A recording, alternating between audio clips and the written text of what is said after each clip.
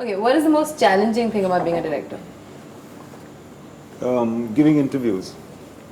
Yeah? Yeah. Before the film is released or after the film? Anytime. Why is it challenging? Because oftentimes when you're talking about your film, you are so obsessed with it that you want to really get into the depth of it and talk, and it becomes very exhausting and sometimes confusing for the guy who's interviewing you, who wants a quote or something. So you know, you get involved, but you feel cheated when the guy is not listening but reading his next question, and you think, why the hell are you doing it anyways? Because is it important? It becomes a complicated and an exhausting thing, and remaining not very meaningful either. For me, starting the film is like the most challenging thing to be a director. I think we were just discussing that even before we started. Yeah. Getting it on the floor, or when you... Not just getting it all together. I think, see, a film starts on an idea. You know, from the idea, then a lot of other process that happens before you actually get it on the floor. I'm talking about that. You know, funding becomes one big issue, and that's one big part of you to cross over. I'm just one film old, so right now as a director, I think that's the most challenging thing for me, to actually get it going, to get it started. Actually, most of it is very challenging. हर काम, जैसे इम्तियाज़ ने जो बोला उसमें दूसरा एक challenging part होता है कि आप जब इंटरव्यूज़ करते हैं तो दिन में अगर 27 इंटरव्यू करते हैं तो सेम 5 सवालों को 27 बार आंसर करते हैं कि फिल्म का एक इंसिडेंट बताइए, तो क्या बताएं? मतलब we not stand up comedians कि हम आपको एक इंटरेस्टिंग जोक सुनाएं जिसको सुन के आपको हंसी आए. अरे हमने 1.5 साल इन्वेस्ट किया, खून लगाया, पसीना लगाया, फिल्म बनाई है, प्यार करते हैं फिल्म से. अब उसमें कहाँ से एनेक्डोट्स ढूंढेंगे? ये तो सबसे इरिटेटिंग सवाल होता है दुनिया का. And I also agree with Bijoy. See, most film makers are always they find stories and everything. That's why they're filmmakers. That's why they're storytellers. And then to figure out which one, I'm going through that phase right now, so I relate to what he said more. Figuring out which one I want to really convert into a film, which one I want to invest in, and you invest a part of your life. And then the next process of finding who you want in that film, not only the actor, but who should produce it, who should release it, where do I want it released, the whole lot. I think after that is pretty routine stuff. Filming it, post-producing it, releasing it, it has mechanics. There's certain mechanics you follow. But the part before that is emotionally most challenging and logistically most challenging. Yeah, I think 2 films that I have done, I have realized that the easiest bit of being a director is directing. You know, because that you only do when you are on set. Try the road to trying to figure out what to make, and getting a producer to make your film, getting that, bringing them on the same page of how you're looking at the film, getting a cast together, and that whole road to reaching to on your set is the biggest battle. Also, a lot of compromises that you need to make. They may not be very blatant compromises. But the moment logistics come into play, slowly some minor decisions keep trying to change your film, and you don't want your film changed. So that battle is very tough. And the bigger your film is, the demands are higher because the investments are higher. The smaller your film is, the demands are still higher because it's not saleable. So I think we within to probably overcome this, I've been interacting with a lot of international producers. The mechanics that works there, which we do not see in our business much, is that the producer finds a director with a story that the producer believes in as much as the director does. And the producer believes in the director. And then it is all about helping him make that film. Here, the producer and the director are continuously accommodating each other. Yeah. The producer is also trying to accommodate Yeah. you. He doesn't necessarily believe in your vision. Yeah. And then And what you happens is realize- also happens is the producer finds a good project. It's a good commercial proposition. Now he wants it because it will make money for him, but he doesn't believe in it. So producers will have to learn to let go of such things. For me, it's more about, I think I was thinking as you guys were talking, is that to get other people to see the film that you see. That's my biggest challenge every time I make a film. Starting from the producer, to the actor, to the camera, to the DOP and anybody around you, to say that, look, this is the same but not the same. This is not how I want to shoot it. This is how. So you almost want to pick up the camera, act yourself, everything, put it together and say, this is what I want to make. Yeah, but So- that's also the job, I think, Raj. Correct. That is the only That is job the- we that is have the to, biggest job. You know, if you break it down to small things. Disbursement of the vision. I know, it's just that everybody comes with such blocks or baggage Yeah, yeah. that, like you were saying, compromises in terms of you already come with a certain set of ideas already that you come to clash. Sure. It's no more than let's get together to make one. Have any of you had formal training? Been to film school? Not me. Not me. None of you. Do you wish? Do you wish that you Really? had? No, not We really. were too talented to go to. I'm surprised none of us went. Yeah, I know. I thought someone was going to say, yeah. The only reason why I regret I didn't go there because it'll take me a lifetime to catch up on those films that Yeah. I could not watch. Yeah. So you've all learned on the job, so to say. Have you learned? Have you? I haven't. I've Keep not. that for when the cameras are on. We made bunch of shorts. Didn't want to experiment directly on audience, so we thought it's not fair to Experiment make with the a audience. make a It's very film and nice learn on the ideas. job. So we thought, let me make like a short every month or whenever we get time. So we were making shorts for a while, like for almost 1 or 2 years, just by ourselves. That's what I did too. I also started with shorts. Yeah, nothing formal. Just I take a hadn't camera. heard of shorts when I made my first film. No, but I made my have first film. I have worked under Anurag, so I've learned on the job.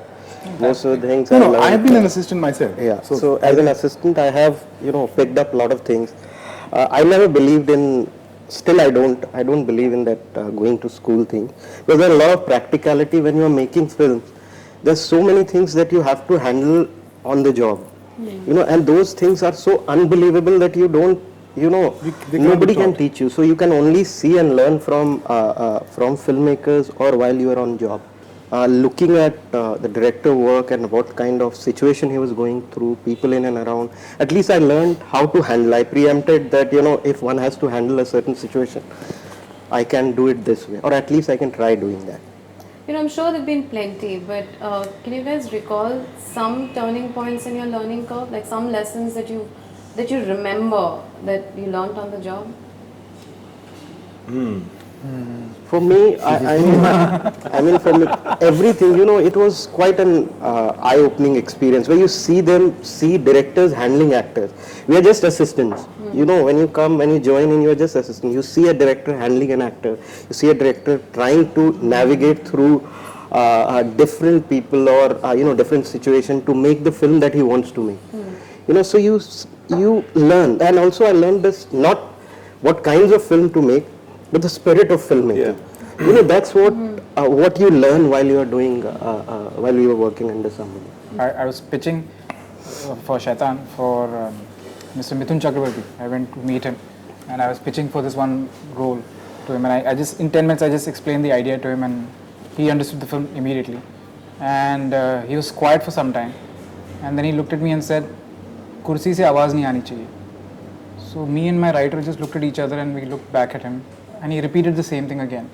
He said, "Kursi se awaaz nahi aani chahiye." So we both shifted in our chair and something was wrong. He said, "No, the kind of film you're making, if the audience shifts in their chair, then this film will not work. You need to make a film which is really fast." And so that was like, whoa, where did that come from? But he understood the spirit of the film. He got that that's what the film should be like. I think in my case, I only started to learn about direction, if at all, after I started directing and not before. I have not assisted anyone or gone to film school. And then it's that I've made 4 movies, but I don't think that I know anything more than I did when I started out. And it used to make me very insecure to feel like this initially, that I should know more, I should feel more confident on the set. Why am I feeling less confident than I felt when I directed television? Why am I feeling less confident and less at ease than I now in my fourth film than I used to feel at Sochanatha times? But I have learned to accept that. My feeling is not that I have learned. In fact, in this last film, I feel that, oh, so this is the direction to take to start learning. It's really like that for me. I didn't go to school, film school. I didn't assist anybody, and sadly I wasn't attached to anything that is film. Like, and I had no remote uncles or aunties. Same here. In the business, Same. so no clue. So we thought, but we were from the engineering background. When I say we, DK and I, we make films together. So all we knew was the fact that we were analytical enough to see if we can break down what we see. So we thought, we were just sitting, weekends and looking at films and thinking, why can't I do the same thing? You have no clue how to write or direct or where to put the camera. So it was more about, for us, it was very self-taught breaking down process. Yeah. Analytical process, lets me sit and see what we can do. I have a camcorder, so now what do I do? How do I stitch a scene together? So that was it. So, and you're reading a little book. Those days, not so many books also, you just read a little bit and then you go, okay, let's do this. I used to get amateur actors to act completely. So you're handling, these guys are just enthusiasts, that's it. So how do you make it look good with an amateur actor? So I thought that was our quality, because I wasn't a born storyteller, nor did I have it in my genes. So it's more about, we thought, let me break it down. But is that still an essential component of your film? Yeah, because every time we attempt a new genre or a new technique or something of that sort, which you haven't done, like let's say for an action, like tomorrow green screen, tomorrow CG and stuff like that, you don't know, I haven't been on a single director's set, so I don't know how directors handle it. One is logistical learning, that is the simplest job of it. And like Raj said that, once you have to shoot a film on green screen, you are surrounded with specialists, they teach you, you learn. If you're a smart man, if you're willing to learn, you learn. The more difficult thing is the creative learning, and which does not come from teaching. Sure. It comes from watching, it comes from doing. Like a very simple example of Rockstar. It's a story that a man loves a woman, doesn't get her, loses her, and then goes back to get her, can't get her, whatever. That's the story. Now, how do you tell that story? He could have started the story anywhere in the timeline. He chose to start it from some place. Now, that is creative learning. I was also talking about the qualities that you feel that you have that have helped you in what is the job requirement of a director, and something that you think might stand in your way. I mean, it could be something small like not being comfortable all directors with are hustlers, They're all hustlers. hustlers. Or You're constantly someone hustling having, all the time, trying to. confrontations. Well, honestly, he may be saying this in a light vein, but all directors essentially are fantastic manipulators. They're fantastic. We are manipulating all the time, and for good reasons. Sure. Also, sometimes for bad reasons, for wrong reasons. Wrong for you, good for me. But you're manipulating. Today you want this actress who you think is not a great actress. She's doing an intense scene today. So, first thing in the morning you see her, you try to transport her into an intense day. Look, there are actors who are laughing. I work with Kareena. She's SMSing all the time. She's on BlackBerry all the time, and she'll listen to you. But then she transforms. These are manipulations we do with our DPs, with everybody you do. You have thought of editing a scene in a particular manner, and your editor wants it in a particular manner. He shows it to you, you hate it. And you don't say you hate it. You say, fantastic, man. What if you start with a close-up? Let's try this. And slowly you manipulate him. You slowly manipulate him into doing it the way you want to do it. After all, it's your film. Yeah. And there's nothing wrong with that. So we are all fantastic manipulators. And managers. And managers, yes. yeah. How important Creativity is control? comes last. How important is control? I mean, Control, I think, is a very dangerous commodity. Yeah. I think the attempt to control is a kind of a shortcoming that directors have, and the less you can control, the less you can come in the way of the movie getting made on its own, the better it is. You need a huge kaleja for that, I think, because in my case, starting out, I was very clear about what I wanted. That this guy has to sit down and say this line and get up and da-da-da, whatever, because my breakdown was based on that and it was on paper, it was on my mind and nothing could change. So if the actor came up with this thing that, you know what, I feel like saying this line standing, you know, how will it be? Then you've got to make him sit down because you don't know any better. And what if then the close-up will come like that and then how is that continuity, blah, blah, blah, everything will get fucked up.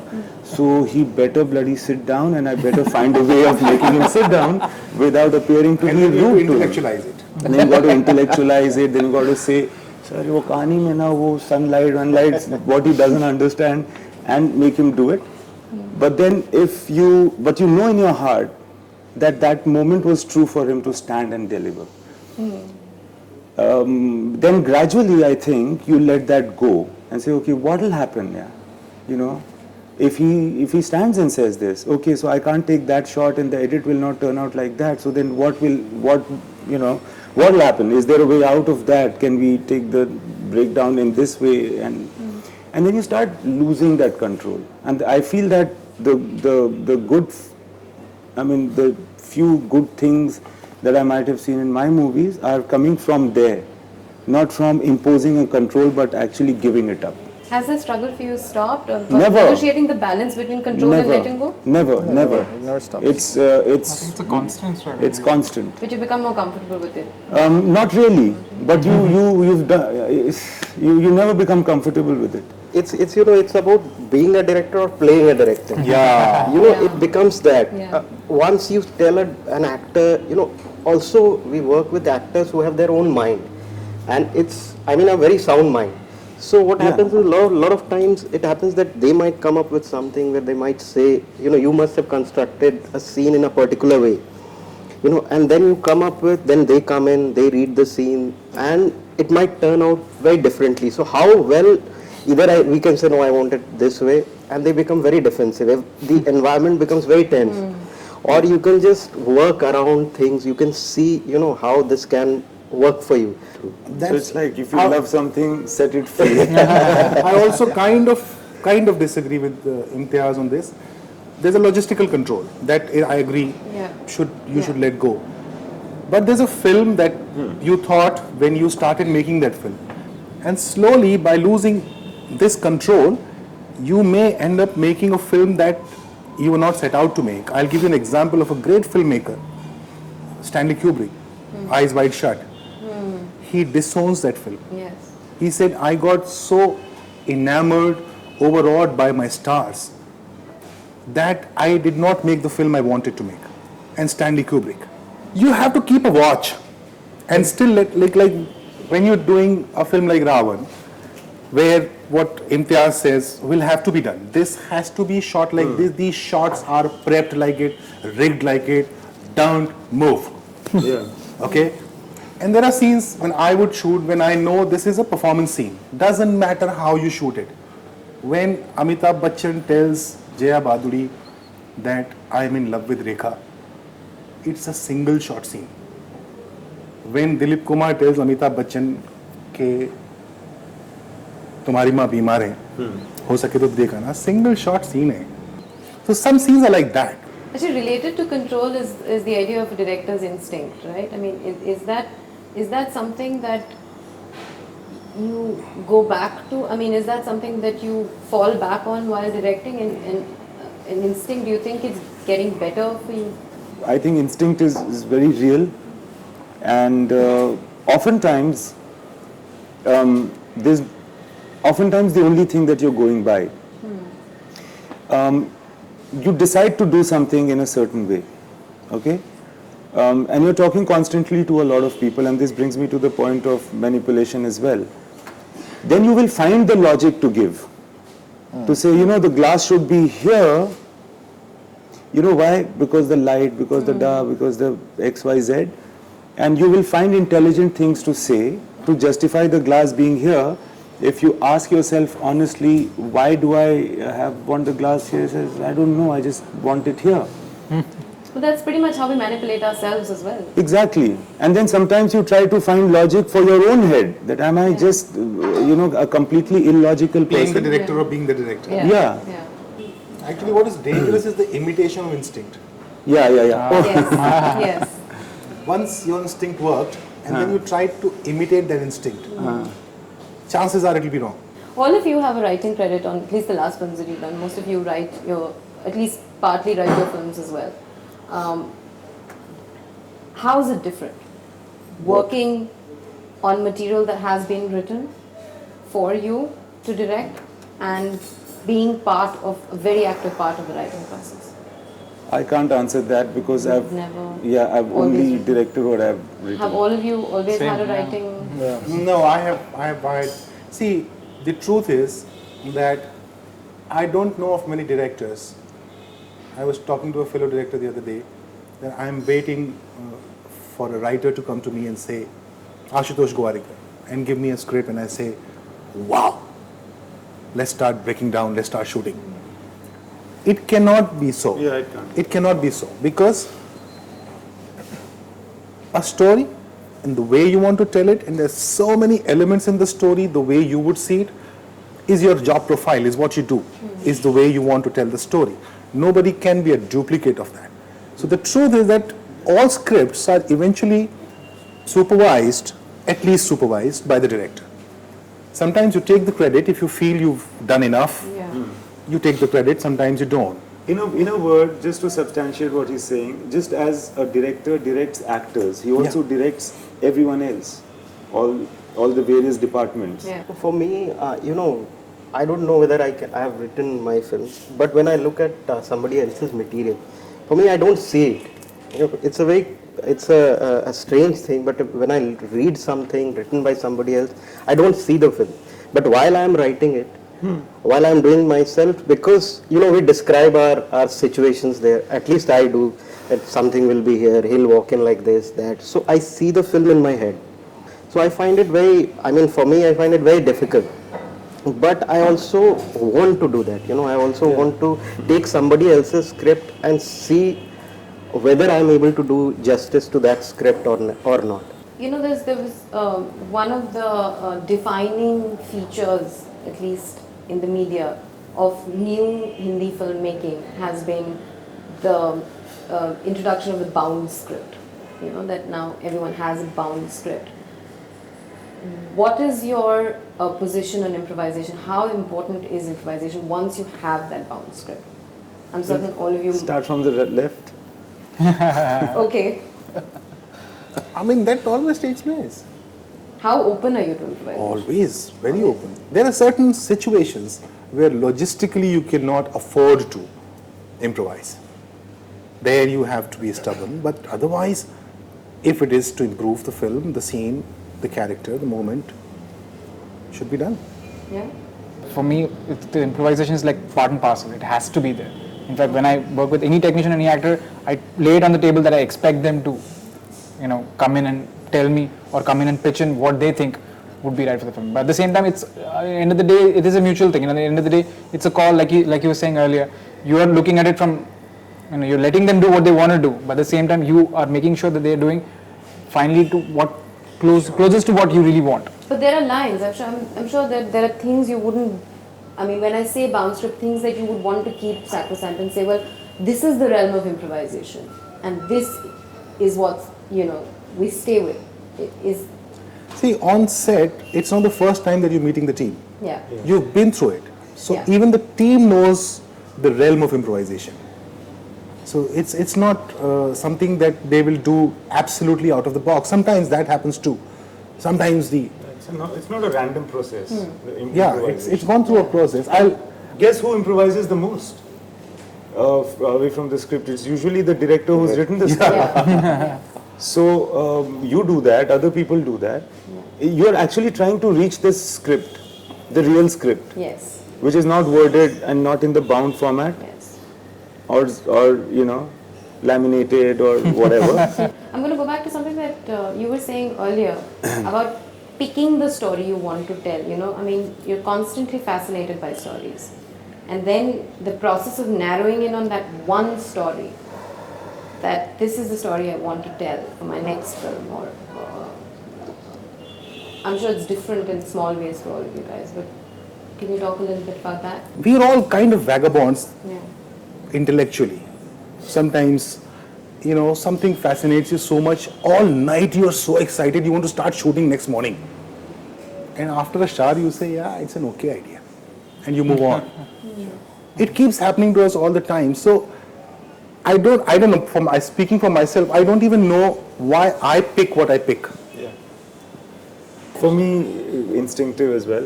You don't know why you do it, but as he was saying, I think the story that you want to tell is organic to you, and it's who you are at that point, and what is the voice at that point of time. What do you really? It's not when I say that. What is it that you have to say? It's not a sentence that you have to say, but something that you want to express. And The thing is, at any given point, we have like 5, 6, 7 stories, which at least in my case appeal to me. The only factor that rules that is which one am I able to write and bring it to that screenplay format where I am, you know, I want to say that, okay, this is the screenplay and I want to make this film now. Because at that point, I'm as excited as I was when I thought of the idea. So I guess that whole struggle of that writing that, whatever you think, I mean, firstly we look at people to write it. You know, the easiest thing that you do is you look at people, "Arey, tu likh de yaar, tu likh de yaar." You know, so you do that. But ultimately you realize nowadays writers are very smart. They don't write it. There's a checkbook. yeah, So and also fair unfortunate enough. about them. Yeah, and fair enough. No, in the way that they are the last guys to get paid. And That is very Writers are very underrated. They are They're not paid. And fair for them, you know. Totally, So you realize that if you have to become a director, and especially first-time director, you have to write it. Earlier, at least, you know, you were first-time filmmaker, you have a script and you're going in. But nowadays, at least I see, I remember when I went to pitch this whole narration, I gave this narration to this producer, full detailed narration I gave. And after 2 hours, I'm waiting for his reaction. He's like, "Acha, aapke paas aur kya hai?" My I'm God. like, "Aur kya hai?" So he's expecting I'm going with like one bouquet of ideas to him. So, ye bhi hai, ye bhi hai, ye bhi hai. Ab bolo aap kya karna hai? That brings me to one shikayat that I have with our business is that why do I need to narrate it to you? Read it. Nobody reads. I think now people have started reading it, but they will ensure that they hear it out. They still won't hear it. Because that's when they check you out. Yeah, they check you. It's basically to gauge. Yeah, how good, how Almost in it, how how easy, passionate you are. yeah. Sir हम लोग तो आप director के passion पे picture बनाते हैं, आपके conviction पे. So you bloody look like convicted, passionate all the time. And you say वैसा वैसा and all that. That's what they look in. And maybe some great directors and writers are not great narrators. Yeah, So what do you do? Exactly. Initially, my apprehension was that whenever I hear a narration, I thought it was so manipulated that I could see through it. When somebody's narrating it, I'm thinking, that's just a very cliche situation. I've heard it 10 times before. But it's the way you just being a funny guy. You know, you are very funny. You are a really good narrator. I'm thinking this is not how it's going to translate on screen. True. Audience are too smart. They'll see it and say like, I mean, next scene, and I know Depends that on he's how going to. smart that person is who's hearing To see the through. Yeah, because I can see that half the scripts are being sold to actors or producers just on the power of convincing the guy. Sold. Yeah. Okay, how involved do you guys get in your marketing? I get very involved. So do I. Same here. As much as they allow me, I'll just get more and more into it.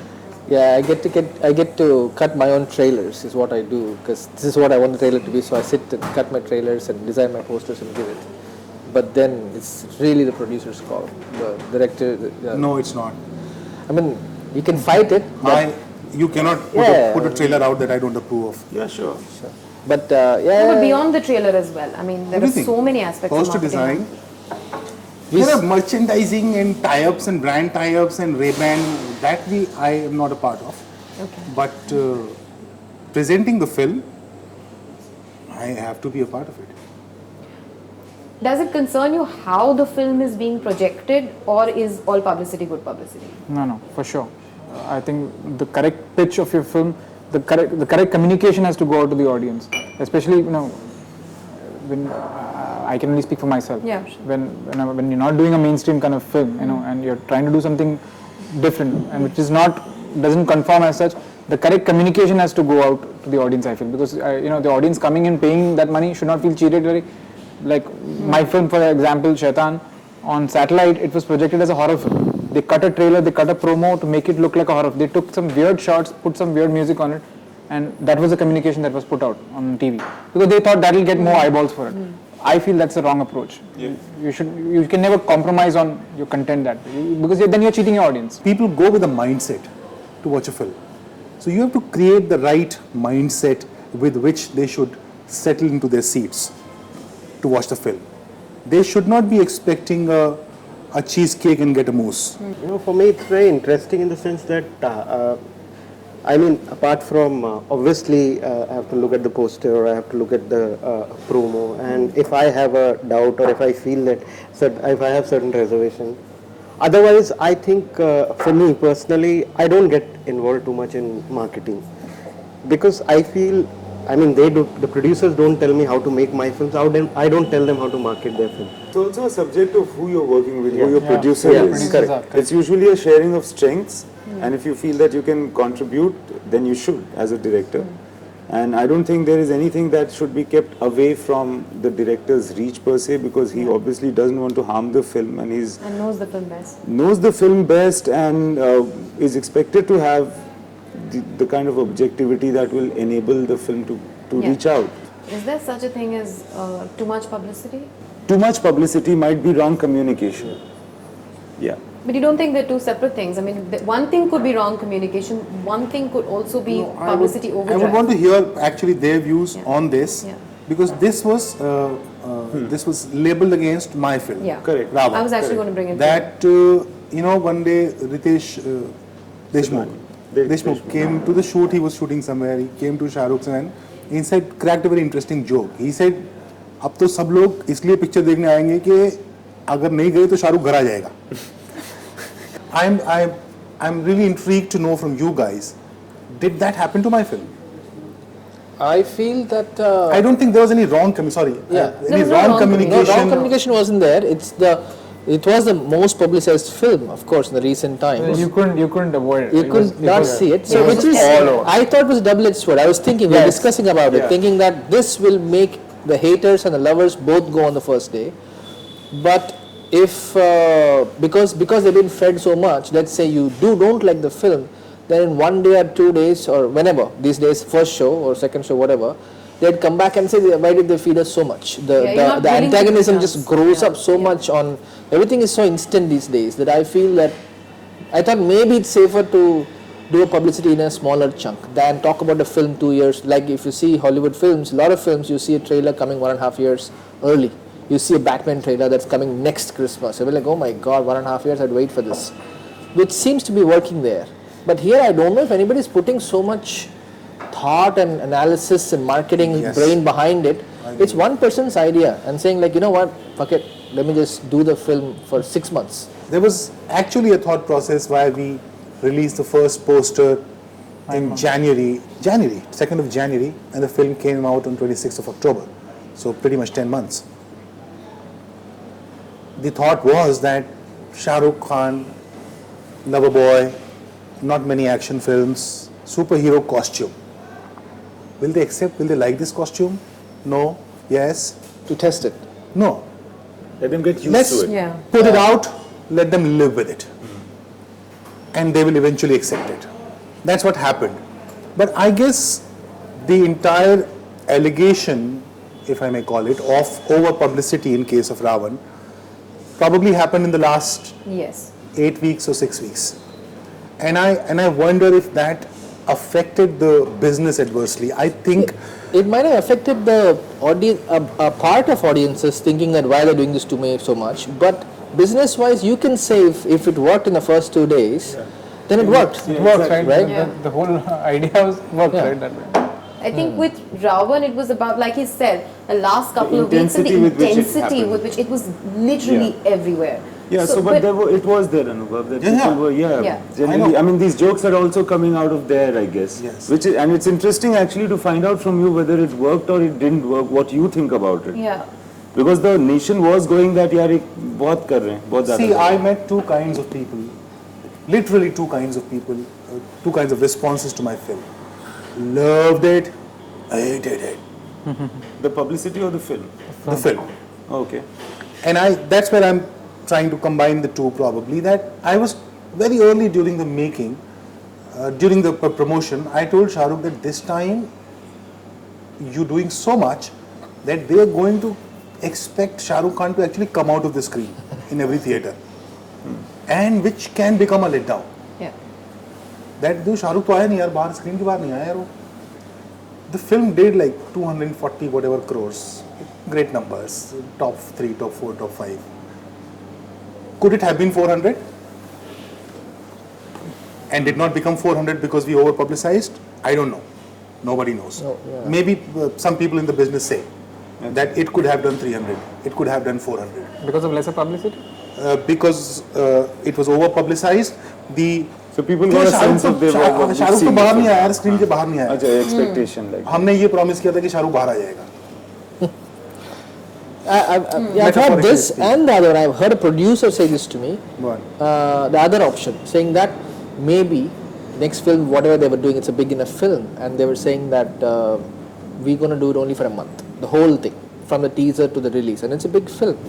I'm thinking, wow, because I think it was one person's opinion, think that overexposure might let people down, but in a bigger film, I feel there is no letting people down because your business is done in 2 days, is what I feel lately, the way I'm seeing it. The first weekend, it's done. I mean, it's the big ones, especially taking all the screens, it's over. And at the end of it, you just draw the people, see it, and then you figure out you want to do your Facebook jokes, you do it. What do you care? Yeah. Right. It's become like that. I think every movie has a personality. Yeah. And some movies are shy, some movies are extroverted, and that's how they need to be projected. Correct. Yeah. Yeah. And so you can't have a single defined way of publicizing any film. And in the case of Ravan, I don't think there would have been another way to do it. Yeah. I mean, you have to compare it with other films that are doing publicity and think, I'm at the biggest film that's coming. Yeah. This leads to another question, which is budget. Given that the amount of budget that is now being, put into marketing, I'm going to start with Bijoy. You had a tough time raising money for your film, right? You want to talk a little bit about it? I mean, how difficult is it in real terms to raise money for a film that you want to make and make it exactly the way you want to make it? I'm sure the answers will be different, or because it will be experiential as well. It's extremely difficult. That's all I can say. And rightly so. I'm not Why trying do you to say rightly so? I'll tell you, because anyone putting their money in, putting their faith into you, they've seen your work. Okay, as a first-time filmmaker, it's a different ball game altogether. If they don't know about your work and you're trying to do something different, you don't have a star, then obviously it comes with all that baggage of why should I put my money into someone or some film which I don't know anything about. I know the story is good, it's nice. You don't have a star. You don't. You're not made a film before that. So all that works against you. Yeah. So that's what worked against me in my first film. But having said that, even for my second, I'm struggling right now to raise that money. So I think I'll be the most bitter one here because I'm literally fighting to get that money. The economics have to make sense. There's also a danger of films doing well, which is when people stop looking at the merit of what you're trying to make next. Because like I was telling Raju Hirani once, that you're totally screwed because no matter what fucking story you write and who you take it to, they are going to listen to the story and say, Raju, kamal kar diya tune is baar, to tu chhappar phad dega. Because they will be convinced that he's written a great story because look at his record, yeah. Who's going to object to that? So he's screwed. He has no objectivity that he can get from. He's writing in a room and he's hoping that he's writing well and it's going to work out well, but he goes out to anyone there saying, Raju, wo to sunne ke pehle yahan bol dega. So any safety net or any collaboration that he could have got, it's very unlikely for him. So then he got very insecure, of course, and he said, "Main tere ko hi sunaunga, tu sach boliyo," and all that. Most of the bigger, I would say most of the people who are the producers, the corporates and all that, the first question, more than the script, there is no, yeah, of course they listen to the script, they'll give importance to the script and all, but the only question they're still driven by is the star system. So they only ask, and they only Especially the studios. they only ask who's in your film. Exactly. I have, like, I'm an example. I have, like, you people are not even, they don't even want to listen to your script if you have a star. You think, okay, we're done. What's the number? This is the star? Okay, we're on. They didn't even want to know what I'm making if I had that star on board. And that's the dangerous one. And that's sad. That's sad because then you're not even giving any importance to the content, which is scary. That brings me to this thing that I was saying about a producer believing in the director and his film. Yes. And we must, in India, we must start understanding the difference between a studio and a producer. Yeah. Worldwide, a studio buys into a film that a producer has set up. Yes. The producer has invested in the development, he has put the film together, he believes in the director, he believes in the story, and he wants to make that film. The studio believes in the producer, says this man has never lost money. Yeah. I want to invest in him. And they get together. Everybody has a role function. Director's job is he should be the most protected animal in the jungle. And he is the most exposed animal. He is answerable to his stars, he is answerable to his producer, he is answerable to his distributor, he is answerable to the censor board. We tell the director, I want a UA film. Fuck off. He is making a film. Let him make a film. So producing is a job, is a very specialized job. We don't have producers.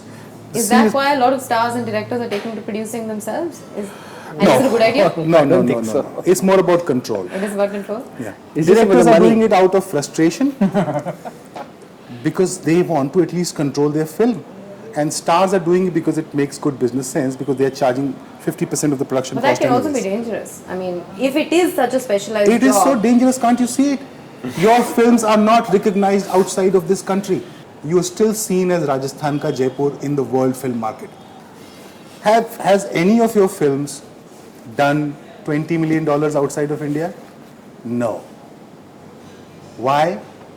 Thai films, Vietnamese films, Taiwanese films, Korean films, Iranian films are doing 20-30 million every other day. The reason why you're not doing it because you don't understand films. You understand projects. This brings me to the question of audiences. I mean, this cliched separation of multiplex audience and mass audience and class audience. Firstly, that's very typical to India because we have such discrepancy in our social scenario. I mean, in massive discrepancy. Yeah, we have two Indias at least. We have at least two Indias. How does that translate into in real terms in the stories? Are you writing for the India you inhabit, or are you also sometimes feeling the pressure of writing for an India that exists in some exhibitors or distributors or producers' mind that you don't know? We used to make films that everybody should be satisfied with. The whole of India, anybody watches your film. You used to make, everybody wanted to make a Three Idiots. Like Three Idiots is accepted all over India, pan India, right? Doesn't matter who it is. But I feel lately that, with the audiences, with the multiplexes, with whatever business models, depending on your budget, you make your film. You make the film that you like to make, that is entertaining and, that gets your money back. That I think is very important, that you have to make your money back. Sure. But hence you kind of set your budget, low, big, medium, whatever, and do it. Like we have A, B, B1, B2 and all these centers, I feel even in the non-Western countries, the whole thing, there are markets. There are kids films, there are horse films, there are dog films, there is animation films, there's sci-fi, and there is gore, ultra gore. You have lots of these genres, and everybody makes in their genres.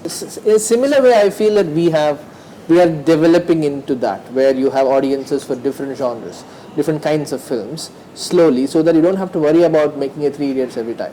One new director comes, makes a film called Shaitan, which is not a commercial title, you can't sell it otherwise. It becomes reasonably successful. They want him to make Three Idiots. Yeah. Now his next Shaitan has to be Three Idiots. क्या थोड़ा comedy डालो ना sir? अरे नहीं, इसमें नहीं हो सकता. एक item song. The economics becomes so compelling, and like I said, you are the most exposed and weakest, most vulnerable animal. 35 people who are much more powerful, who just got off of one Range Rover or a 7 Series, and you are intimidated anyways. So you say, okay, one song doesn't hurt a film, man. Let's do it. As filmmaker, at least I'm talking about myself, both the films that I did, I wasn't the first one to say that I have made a multiplex film. Suddenly, people come up to you, be it producers or exhibitors, and they tell you that it's a multiplex film. And you just say as a filmmaker, I just wrote a film. I didn't know what the market is, all of us would want our films to be seen everywhere. So somewhere down the line, I thought that I never categorized my film that it was a multiplex It's not film. even your job. It's not That's my what I'm job. saying. But suddenly people in and around me made me feel that it was a multiplex film. And somewhere down the line, even not believing that it's a multiplex film, I gave in. My mind also got conditioned to, okay, it's a multiplex film. But if you control the budget somewhere, like Raj was saying, why just multiplex and masses? I mean, within the multiplex, there could be different genres, there could be different people who go for a different reason for films. Our and maybe audiences have slasher not started doing comedies. that. They're not started cultivating a habit for going for a certain kind of film. I don't think, if that was the case, then Yeah. we would have seen more and more films working like that. Small films of different genres working like that. Yeah. Like, for example, now I think there's a whole zombie film culture which is very popular abroad, Yeah. but it's not started here yet. Once it comes here, once people go for it, once the film becomes a hit, then we'll have more categories. Right now we have like horror, comedy, multiplex. I'm going to talk about actors, stars or not. It's such a crucial part of being a director. Directing, communicating with your actor. Have you guys learned some tricks along the way, or do you have to start afresh every time with every actor? Start afresh every time with every actor. Yeah. I have a different philosophy. I treat them I grade them in 3 categories. There are actors, there are stars, and there are celebrities. There's a difference between stars and celebrities.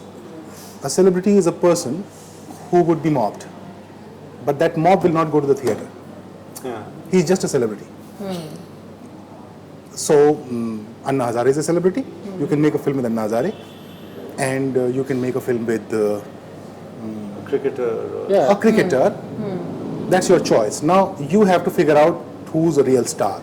A star is a person who's not dependent on how the film is looking and still give you X amount. Every star can have the different X. X amount on the box office on the weekend. That's a star. The rest are celebrities. And then there is Nasir Bhai, Om Puri, Pankaj Kapoor, gods. Or the new act. I mean, you had some really good on-screen actors and. Yeah. No, it's always a great high when you find somebody, and sometimes you don't even know that they're going to work out. And when you start, your movie, when you start working on it, you realize that there's so much potential that you can pull out of them. And for me, it's been like that in my films. Every time I find 1 or 2 guys who are like, wow, where did, I didn't even think. Sometimes I don't even realize till people start saying it. It's like you just working them as actors, and he's fitting my character very well. I'm just making sure he stays within the character, not his personality or whatever he wants to do. And then later you realize that everybody's going, oh my God, look at this guy, where did he come from? Look at this actor. And we're like, you've got a good job then. Is it also a high when you can get a star to act, in a way that? Yeah, I mean it is, right? When I saw Check Day, and I realized, or even what's the other film? Swades. You see, and you suddenly see don't Shah Rukh anymore, at least in parts of it, or in length, and you'll be like, he's not the guy I've been seeing in other films. You'll think, wow, that's a good job. That's like, because you would love to see Shah Rukh tilt. Yeah. At the same time, you would also want to see another face of him, because that's what stars are. They transform every time. Yeah, but so the point really is that star and actor is not mutually exclusive. No, sure not. And Star is primarily an actor at the end of it. Yeah. The day the movie he realizes or the scene he realizes that, you get a great scene. I'm going to talk a little bit about, has any one of you not had a run-in, small or big, with the censors? Anyone who's not had any trouble with any You always make movies that has trouble with censors. censors? Problem with censors. Yeah. That is I've another heard it, strange I think we can smoke now on screen, right? No, now again you we? can. I There will don't be a big disclaimer. So I'm thinking in my film, 80% of the time they're smoking. So I'm thinking, what do I do? Because you have to have a 2-minute disclaimer. I think in the film somewhere somebody has to say the character has to say. I read the whole article. Okay, on it. so you got to build that into the script. They say somewhere that this is bad, man, fuck you up or whatever. Don't do this, and then smoke again. So I don't know. I don't know how to do it. No, and if you kiss, you get an A certificate or what? No. My thing was I learned my AUA. No, I With realized kiss. that in Jab We Met, there was a full-out kiss. Yeah. In fact, in Gavajkal as well, and in this one. Yeah. So no A certificate for me. But you can't say sex. You can't You say can? sex. You can't say sex even for an adulterated film. But what about love, Even sex, for or an adult? dhoka? I The don't title know is what the in fuck, man. Yeah, maybe the rules were different at that time because I was told there was this. He's I saying don't that. believe this. Yeah, I was told this by the censor chief. Now, I mean, Rockstar. it. Wow. He said We must that- have a meeting with Pankajaji also. What about fuck? Do you say fuck? Of course. No, you can I- say Bhosli ke. No. Yeah, that you can. I'll tell you. No, I went through the exacts in Shore. Shore's got a UA, which Okay. is weird because there's a lot of kissing and there's also a lot blunt kissing, not a sensual kissing. But everything works in the story. Like there is, I don't believe it was gratuitous anywhere. The words or whatever. This guy's putting a gun and saying, "You fucking dogs, I want to kill you right now." So it kind of went in. So that lady who was watching, I don't know her name, she said, "I like the film a lot. I don't want to mute that fuck because he's saying in such an anger, it makes sense. So real, yeah. But I cannot do this right now. If you're using an F word, I have to give you a certificate. But your film is so close to UA. Can you do something aesthetically good to it?" So then we figured out. I gave her a solution. Can I do fur, mute it, and ing, so you kind of feel it.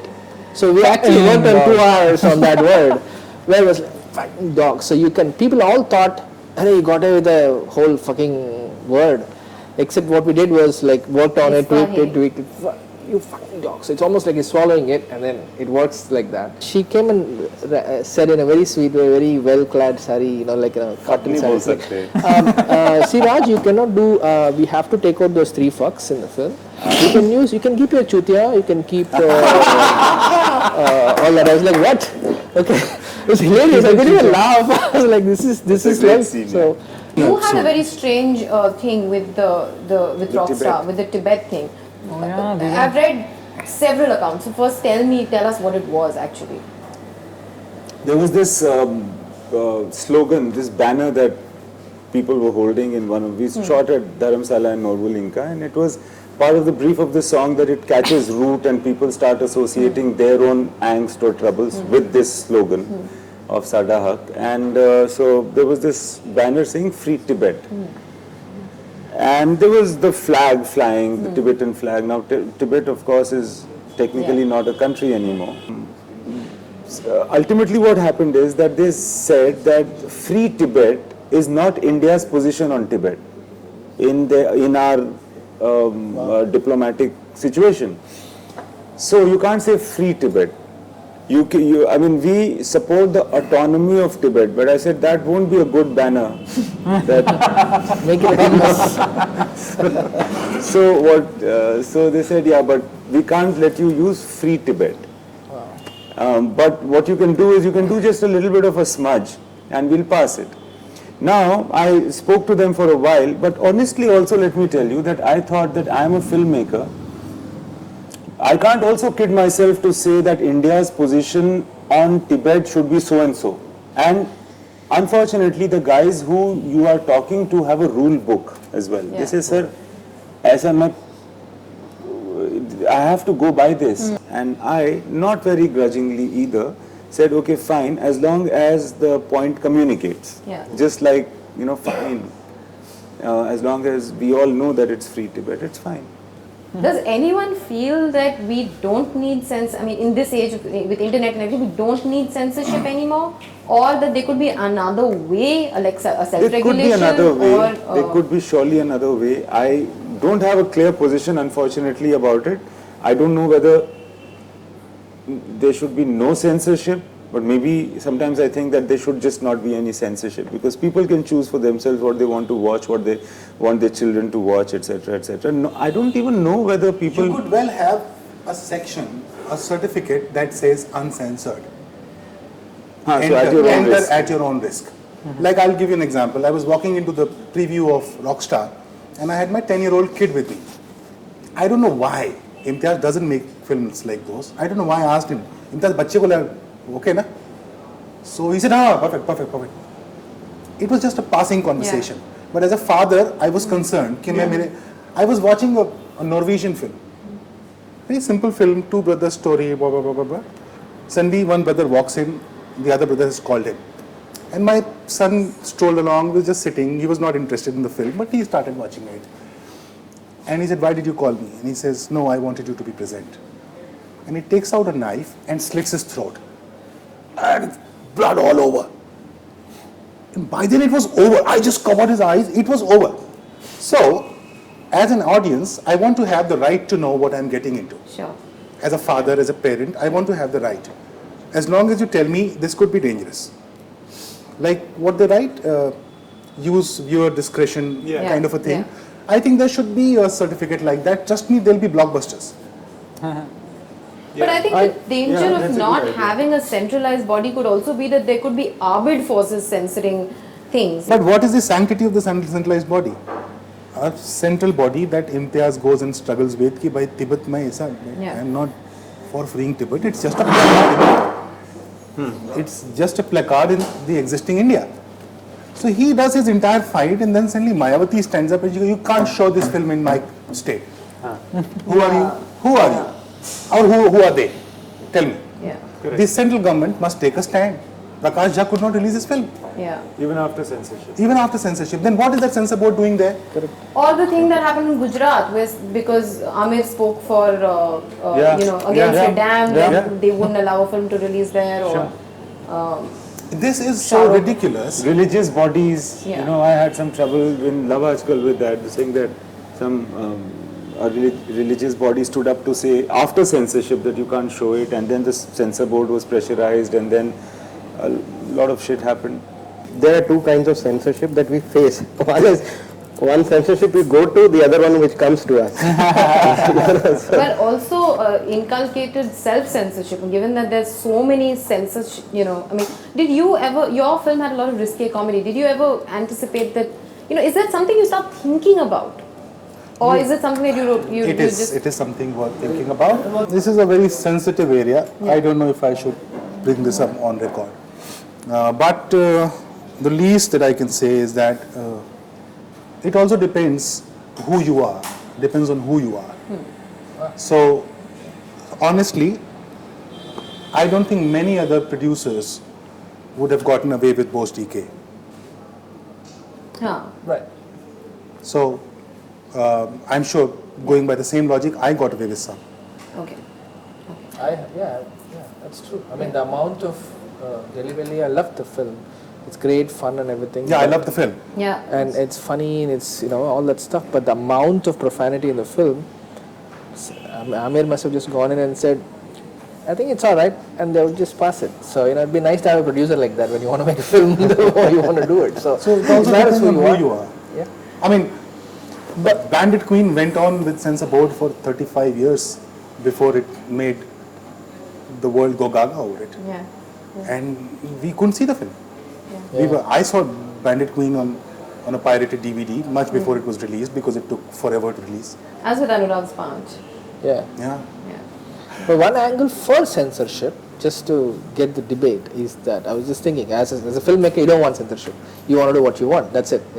So, but for censorship in a country like ours, is that they say that with great power comes great responsibility.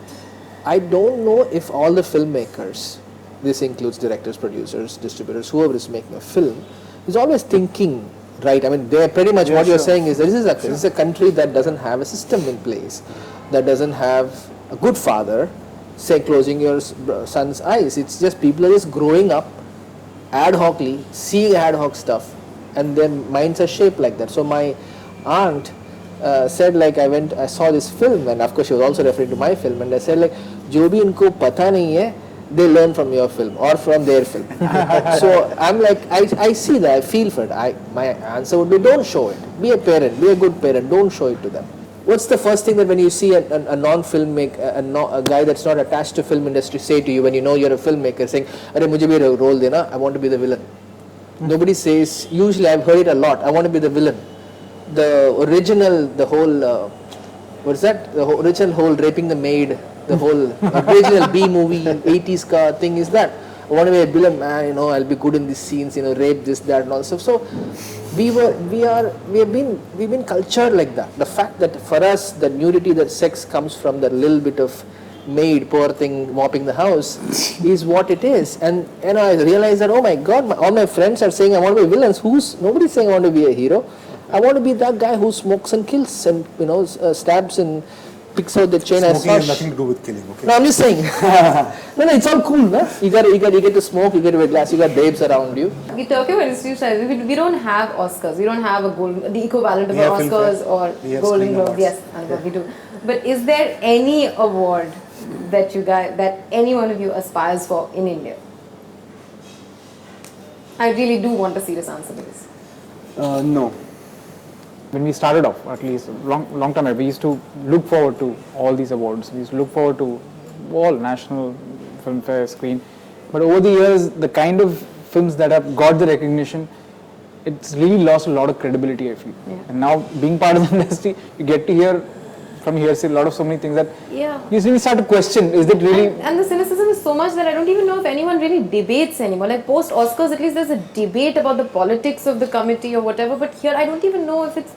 I mean, I think everyone just assumes that it's really random.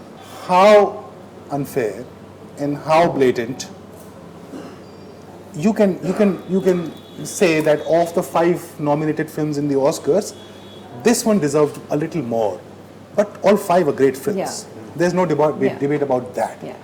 So that gives it more credibility. So what Vijay said is probably the most important thing, how credible you think those awards are. And even in Oscars, I mean, of course, it's the best way, I feel, the best way of voting, where you get every director to vote, every writer, every Oscar-nominated guy gets to vote again. So it becomes, over the years, pretty credible body that can vote for it. Who is voting for it? Who is choosing you as the award winner is always the most important thing. That's what it boils down to. But even in Oscars, that 5 films that make it from the 300 films that are shortlisted. there's a lot of politics goes on. A lot of lobbying. Yeah, Again, it's just money now. How much can you spend to make them see your film? There'll be great films out there. There was a time when Harvey Weinstein could tactically get your film nominated. He used to fight. He used to thrash people. He would fly he people punched. down to He used to Bahamas punch. and Hawaii, and a whole lot of such thing went on. But still, look at the history, you'll find all those films deserving. Yeah, I mean, even he wouldn't dare to go with something that was below a certain standard. I mean, it's not like he would take any damn thing and because he was Harvey. No, but then that's not a valid point of view. I feel that then it's subject to somebody who's powerful and his intellectual or moralistic moral standards. That's not a fair judgment on anything. No one should have the power to do that, ideally. I think a lot of awards have been invented over years, right? There must be like 15, 20 There are awards so many now. awards, man. I'm sure half of them were idealistic, thinking that I'm going to be the Oscars of India. I'm going to set the Really? standard. You think? I think at least half of them. Otherwise, why are they doing it? I don't Because know. it's a I disagree. marketing, I it's disagree. a Let's publicity, right? Let's understand what an award function is. What is an award function? Why do you want? Tell me. You give me the answer. It's a television event. It's It a is a television that's what I'm event saying. That's what I'm where saying. the stars will come and dance, and some movie clips will be shown. Some old retiring actor would be given an award. You will see him after 15 years, and things like those. It will create great TRPs. So And there'll be branding. and there'll be branding. So at the heart of it all, it's a commercial activity. It's not a desire to recognize excellence. But you know, national awards were, but they've been mired in controversies so much. Do they still mean anything? When I saw the list of people who vote, sometimes somebody sends Facebook, right? Now Facebook is the news channel. You get the list of people who are voting, and you don't know 80% of them, and you don't know who they were or how they connected to films.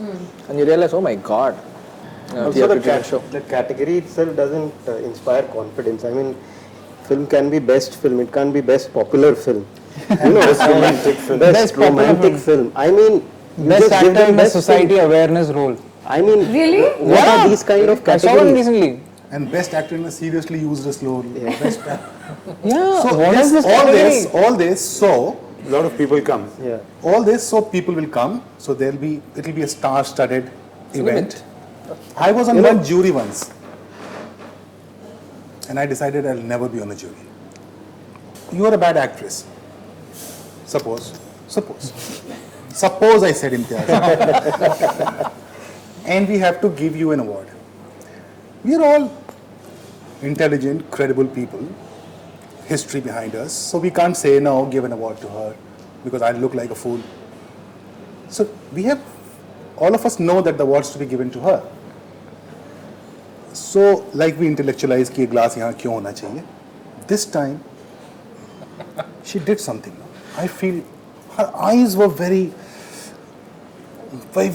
honest. I could see through her eyes. Yeah. Everyone knows this is what it is, but everyone has to give a dignified reason. I was on one such jury once. But I was also on a jury, at least critics jury. I found it very fair. Yeah, In my terms- experience has yeah. not been bad either. Yeah. One jury, but on Very the critics fair. jury, not on the Very popular fair. one. No wonder you were on the critics jury. But our awards are the only awards in the world that end with the best actor award, not with the best film award. Two more questions. Two more? One is about Vijay. One is about technology. Okay.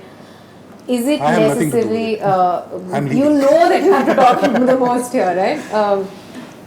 Is it necessarily making filmmaking easier and better? Not necessarily. It's about the kind of film. Technology can't help. No one killed Jessica. For But me, it's a part of everything. For me, I it mean- is. For me, it has helped tremendously. I feel just the logistics of the whole thing. It helps you. Yeah, maybe logistics, but not the whole process of. Not the I mean, it film doesn't make the itself. film better. Yeah, it's just the process of it. Depends on I what can film take it it is. to my room and open it on a laptop and start. Oh, that way. doing it. That of Yeah, course. yeah. Of Yeah, course. That's it. So At one point, there was this guy who walked up to me. He didn't have a script. He didn't have anything. He said, "I want to make a film on 5D." And I said, "On 5D." Okay. So I said, that's the camera that's shooting right now. But where's the script? वो हो जाएगी, कर लेंगे. You know, so I don't know how to take it. it's been advantageous to me for sure. That's why I'm pro technology. I'm always loving this new stuff that's coming out. Because Shore was really shot on the streets, middle of real people, where I couldn't control the crowd. I couldn't get enough security or money to recreate the scene like Slumdog would. You know, you just are shooting it there. So I'm glad I can take two cameras. Sure. I'm glad I can just keep shooting it for an hour, get a 5-second clip out of it. Right. You know, stuff like that is what helps Yeah. technology tremendously, and so. But what can be tricky? What can be tricky is if you stop thinking. If you, for instance, if he has the ability, or we all have the ability to shoot for endless hours, but then if you say, okay, let's roll the camera, something interesting is going to happen. So that's when it becomes a problem. You lose discipline is what you're saying, basically. Yeah. I think technology can only help you make your film. It can't give you a story. It can enhance. It can Yeah, take you correct, there. correct. It can make it cheaper for you. It can even help you think larger. Yeah. Yeah. Like if you Correct. wanted to, there was a time when, how would you make Jurassic Park? Yeah, it can open up the possibility of what what you can. How much you can think and how much ever you can. I know, but when talking about the tricky part, I don't know how. How do you I heard this how do you story. bring VT down? Yes, how do you bring VT down? No, I heard this story. I don't know how much it is true, but when Jaws was Jaws was not working apparently, and he was showing it around, and he created this, the whole fish. He'd actually created the shark and everything with whatever rudimentary special effects were available at that point, and I think he showed it to Lucas, and I'm not sure I'm getting the story right, but he showed it to So Lucas, far it's right. and he said, okay, tell me what's not working, and he said, take the fish out. No, it was not him, it was his wife. Or Who was, whatever. the editor, who was given to edit the film. And she went and she dropped all the shots. She said, not seeing the shark, it's looking for call anyways. Not seeing it is more fear. The inspiration also came from Spielberg's first film, Duel, Yeah. where you don't see that guy. Don't see the guy, yeah. You know, you just see this protagonist, cars. you don't see this antagonist. So it became one of the reference points. Yeah. Yeah, yeah. But you were dealing with so many technicalities when you were making Ravan, right?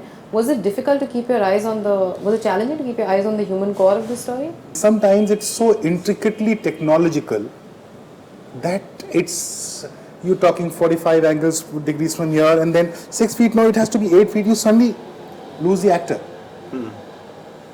Because both are as important to the shot, because if this shot doesn't work technologically, then it will look fake. And no matter how well the actor performs, the shot will not work. And as a director, at that point, you are answerable to the visual effects supervisor, the DP, the actor, the makeup, the special effects, a whole lot of shit. Yeah.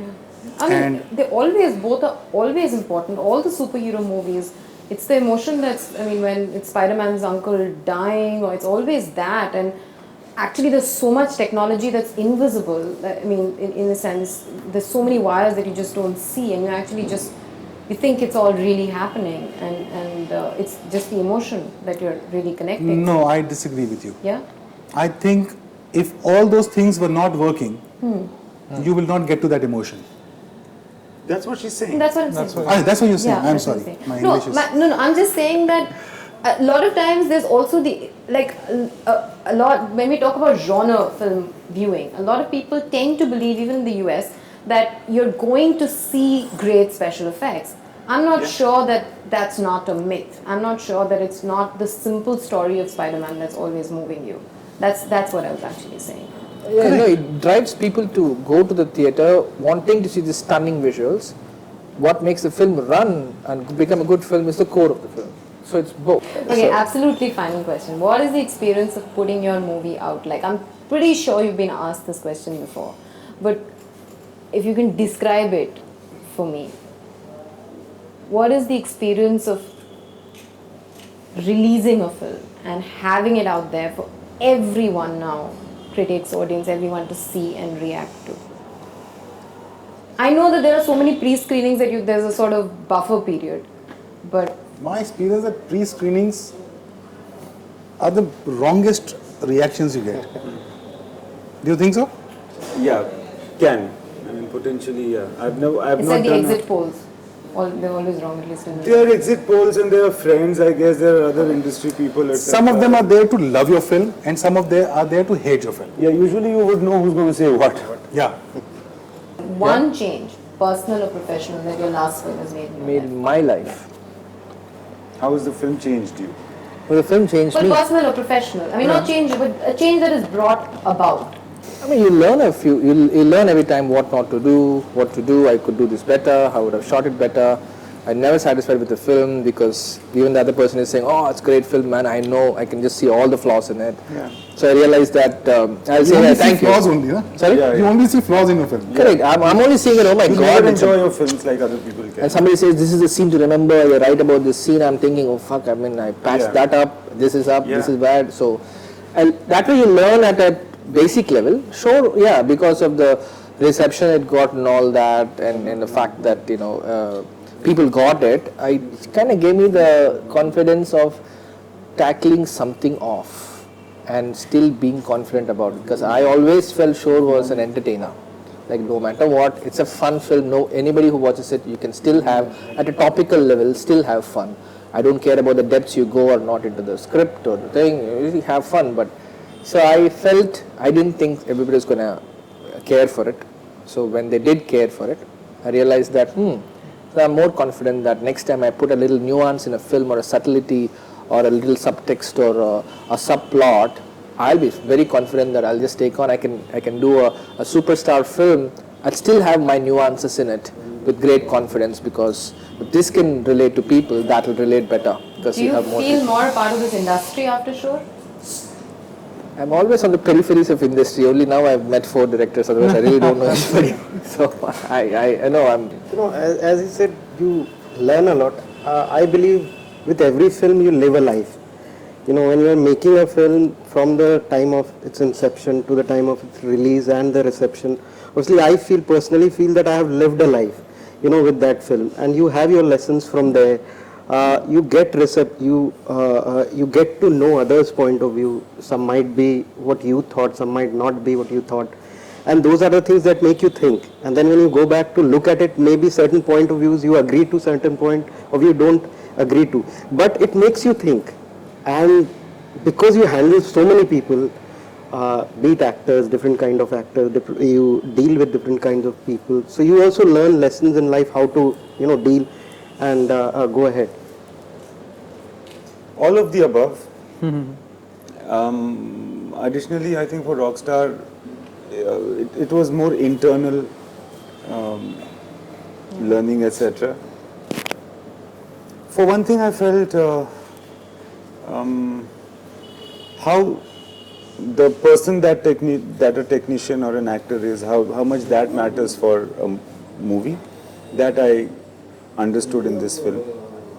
Also, somehow a little less ashamed of mental instabilities or typicalities after this film, eccentricities after this. Or, yeah, just typicalities is more. Was it in any way cathartic to make that film? I think it was. I think More it than was. the others in some way? Surely, for sure. I think my conviction in what I was doing, if, like he said, if the film had not found a connect with people, then I wouldn't have been as convinced on what I was wanting to say. So the conviction became much more stronger in the ideas that I wanted to put forth, even going forward.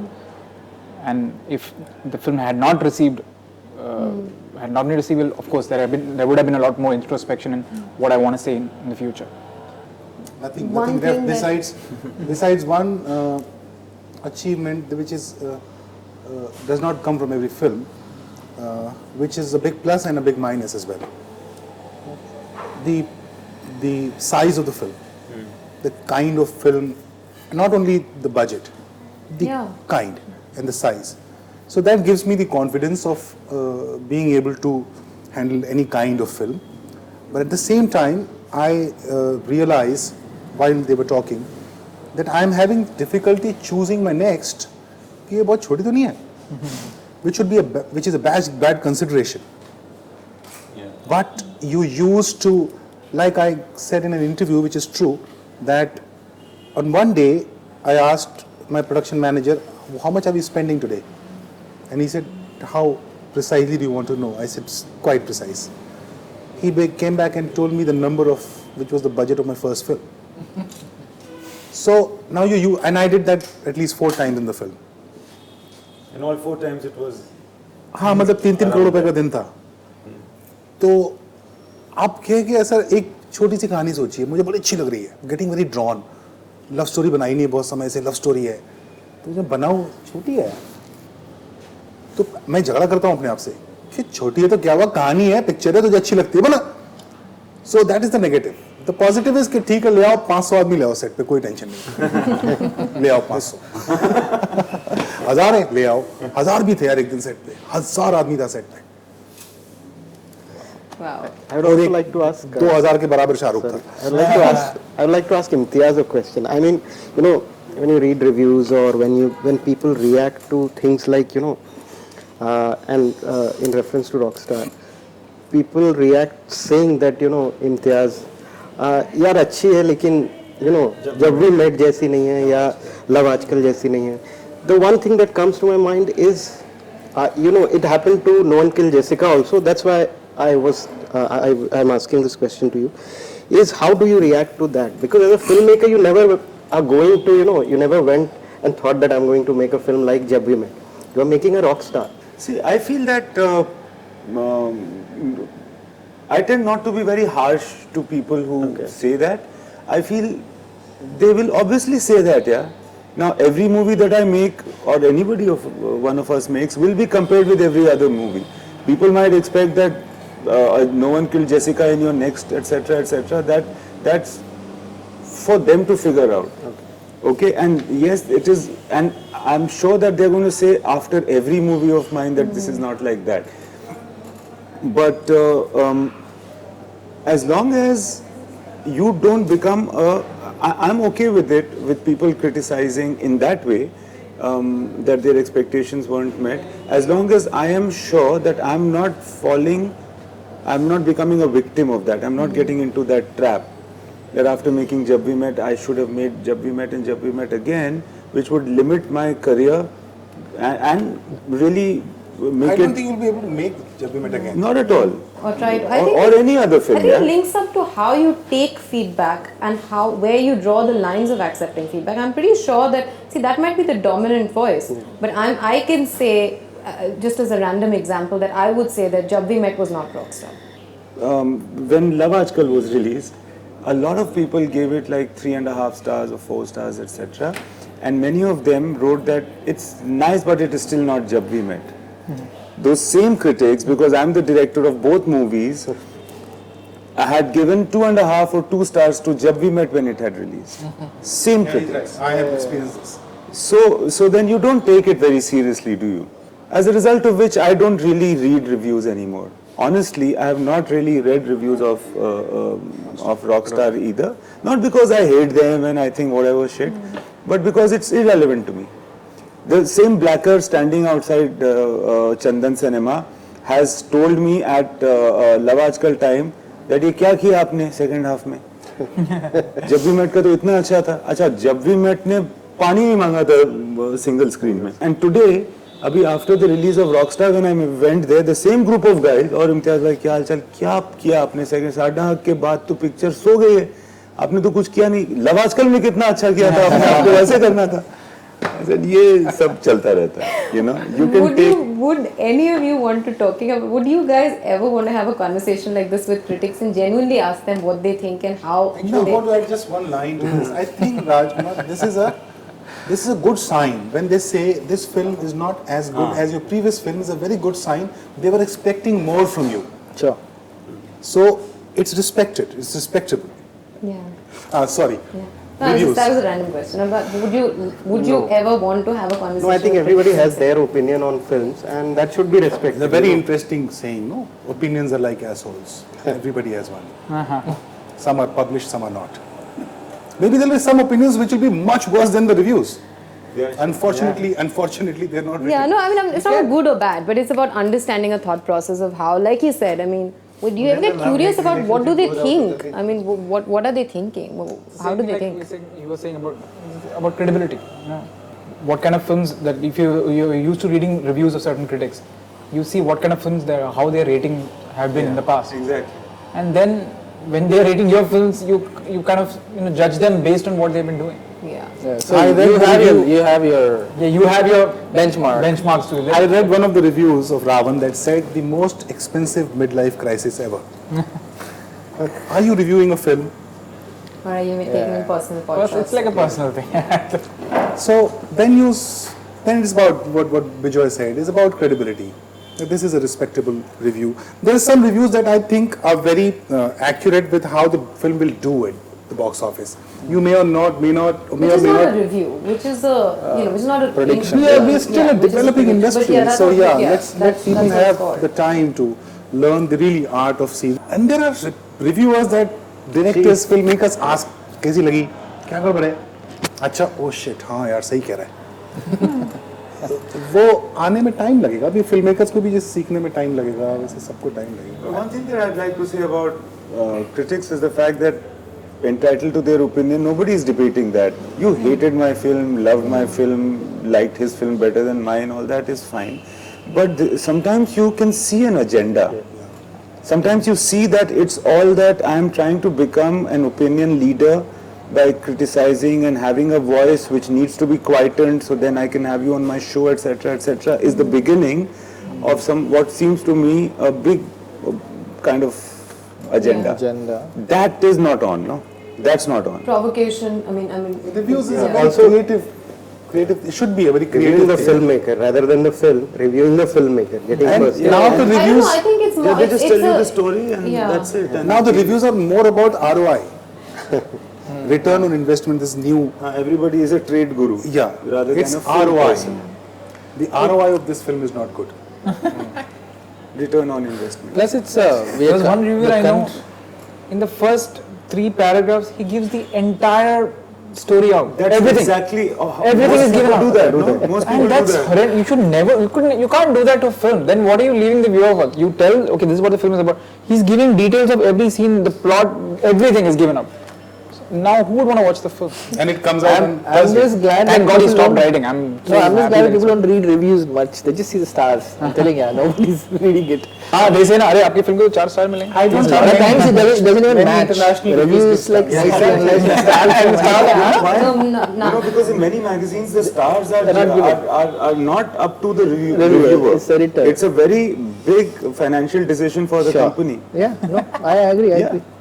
The headline A and the lot stars. I of think. reviewers have told me that I loved your film and but वो whatever. Stars दो ही हैं और अंदर बहुत अच्छा लिखा है.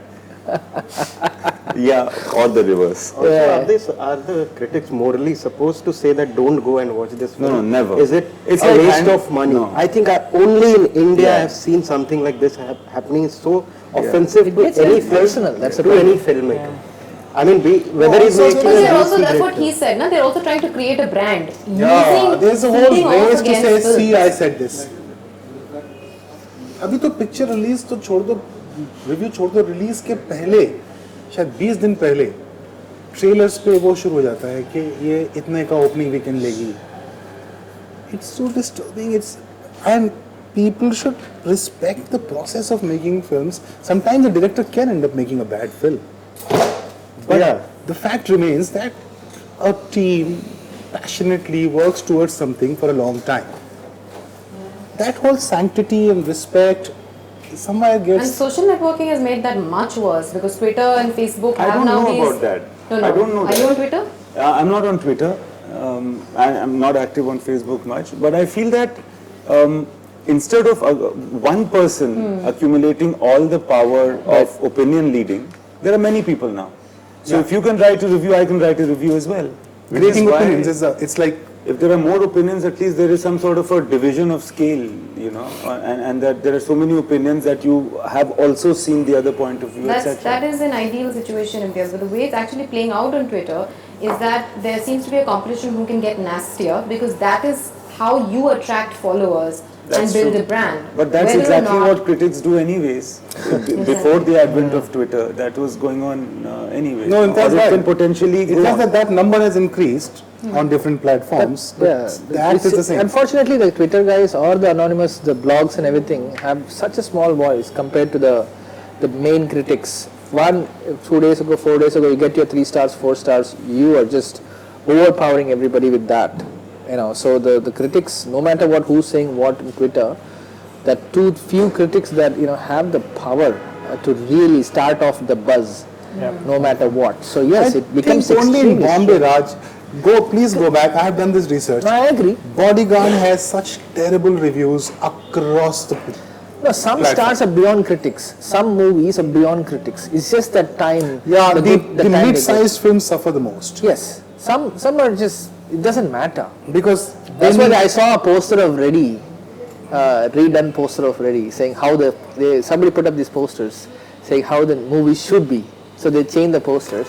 It's Ready and Salman showing a middle finger to critics. That's it. That's just like No, so you see the- basically. No, but I don't know if this is valid. At the end of the day, criticism is not supposed to reflect box office numbers. I think it's ideally supposed to be about the art of filmmaking. It's ideally supposed to represent the niche art point of view when rather did we than reach Europe? We were in Jew. Yeah, no, it's beyond control. I think that's too idealistic and. I'm saying that, yeah. I had come to Juhu. Now we are discussing Europe. That's also point of view. So they can say Dabang as a tribute to a 70s film. And another film set in 70s, they can say it's a react of a 70s film. So you have completely different point of view of, just because of some factors. Yeah, which is true. I mean, somebody said that about Dirty Picture. That it's not an ode to an 80s film. It is an 80s film. I'm not sure I get that. Yeah. No, I think the solution is that more voices. More More voices, voices is not a platforms. bad idea. Yeah. It just summarizes at the end of it. You get an idea. Rotten Tomatoes, that's why I love it, because at the end of it, you got 150, 200 reviewers reviewing everything, and you get an idea. We are still praying at Shivaji Park. So these things matter. The day you start playing at Perth or Lords, you won't hear these voices. They won't matter. That's true. So the bigger responsibility on people like these is to create films. What is the Three Idiots number? $40 million, right? What is $40 million? Peanuts. So someday, one Indian film which holds steam, does what it tries to do, they are looking at us. They want to see our films. And you start, then that day you will be on the world platform.